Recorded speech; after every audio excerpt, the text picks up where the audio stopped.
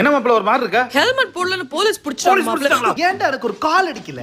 இதான் மாப்பிள்ள எனக்கு உங்ககிட்ட பிடிக்கவே பிடிக்காது. எதா இருந்தாலும் ஃபர்ஸ்ட் எனக்கு கால் அடிடா. எனக்கு கால் அடிச்சிருந்தா நான் உடனே வந்து உன்னை ஃபர்ஸ்ட் காப்பாத்திருப்பேன்ல. எதுக்குமே எனக்கு ஒரு கால் அடிக்கிறது இல்ல. நீ இனிமேட்டு என்ன பண்ணணும்? கால் அடிக்கணும். எதா இருந்தாலும் என்ன பண்ற? உனக்கு கால் அடிக்கணும். ஆபத்துனா என்ன பண்ற? உனக்கு கால் அடிக்கணும். எந்த பிரச்சனையா இருந்தாலும் என்ன பண்ற?